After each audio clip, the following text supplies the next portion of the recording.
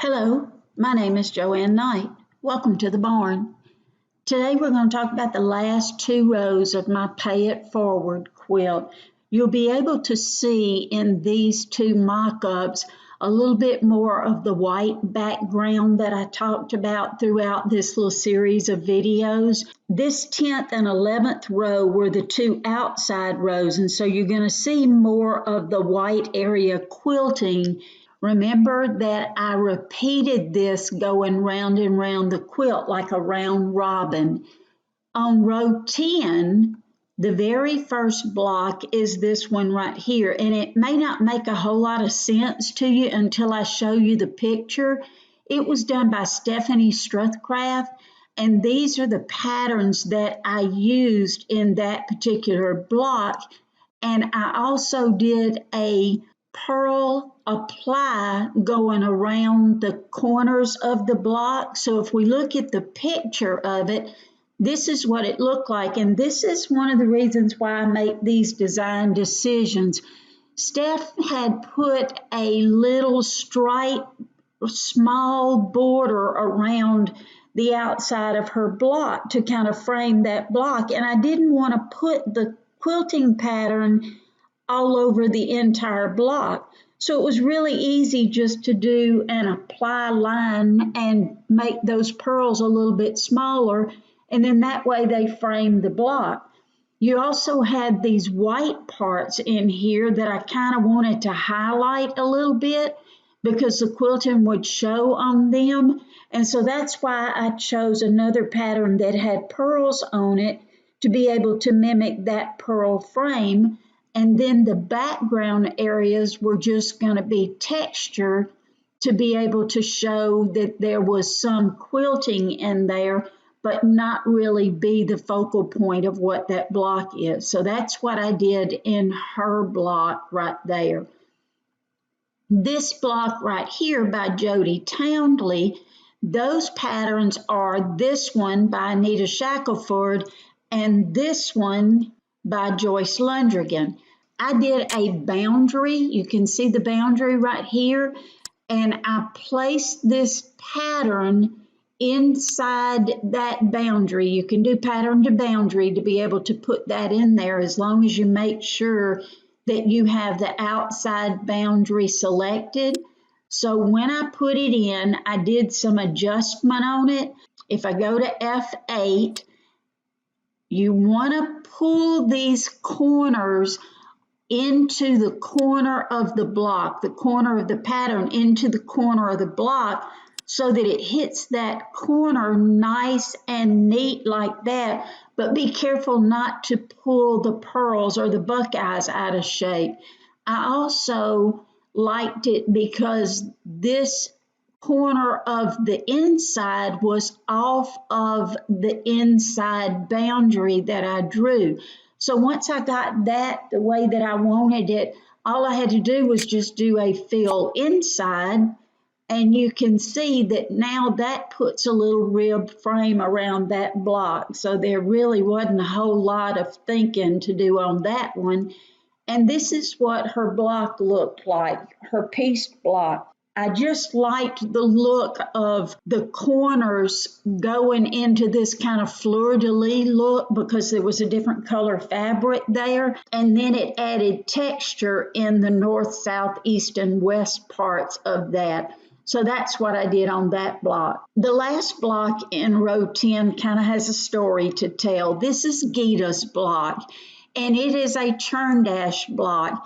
And I'm usually a little bit better organized, but Judys Block got covered up by something and I could not find it. And I wrote to her and she happily did another block for me because I wanted to be sure that she was included in the quilt. It was a churn dash, and churn dash is one of my very favorite pieced patterns that you can have. So what I did was take Laurie Thomas's churn dash set and I placed it in that particular block. This center part is one pattern that just goes up in there.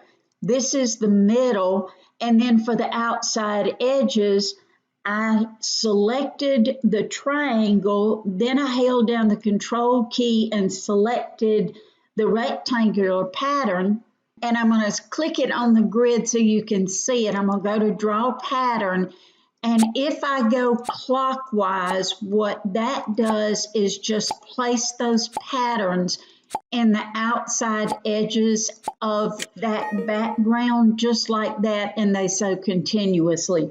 I love it when there is a concatenating background pattern because it just adds texture to the block. And again, the circles on the inside broke up the straight lines and the outside lines of that pattern. So that was as hard as row 10 was.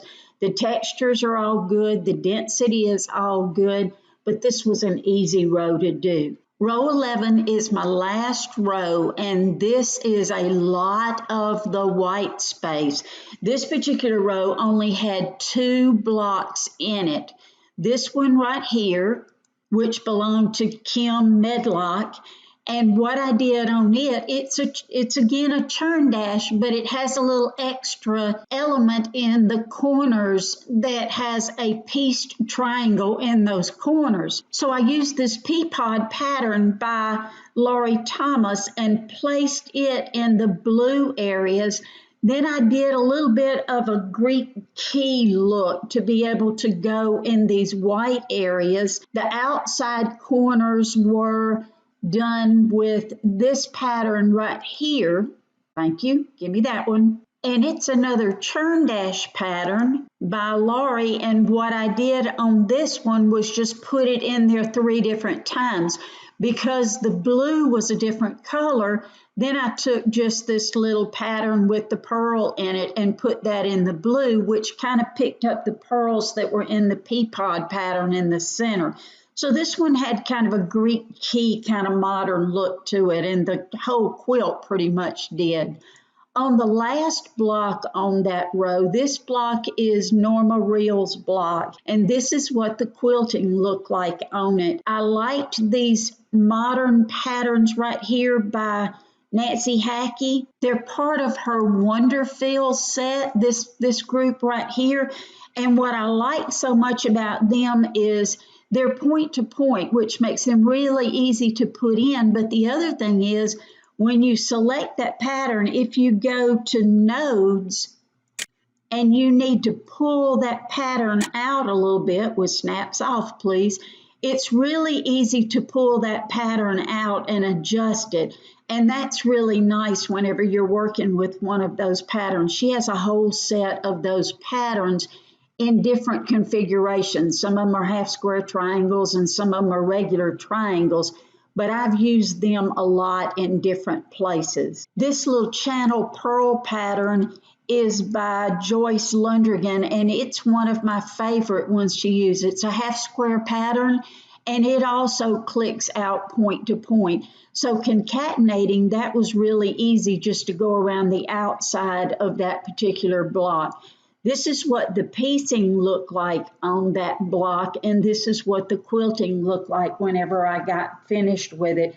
Because again, she didn't use the same color background. She had a pink and an off-white, and so I wanted some of those areas to stand out. So that's about as much as I have to tell you on my Pay It Forward quilt. Several people have asked for this, and I am happy to get it done and get it to you so that you can look at it. It kind of gives you a little glimpse into my headspace sometimes whenever I'm looking at patterns and thinking about patterns. I will tell you that I did a lot of standalone work on this one. I wanted to make sure that the density of the patterns matched. And so I brought in each one of these pictures. I think there were 24 or 25 blocks.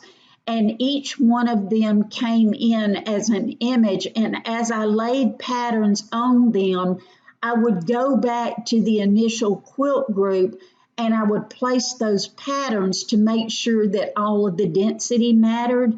I have about 6 or 7 different projects on this because there were so many images in it. I didn't want Creative Studio to fight. And so what I did, since this project was so big and this quilt was so important, I would quilt part of it in the morning, and then in the afternoon I would save it as a different project name. And that way, if something went bad on me, then I was able to at least go back to the morning and pick up where I left off, because it did take a little while to quilt it. It's absolutely one of my pride and joys, and I love it, and I'm so proud of it, and I am happy to share it with you. Thank you.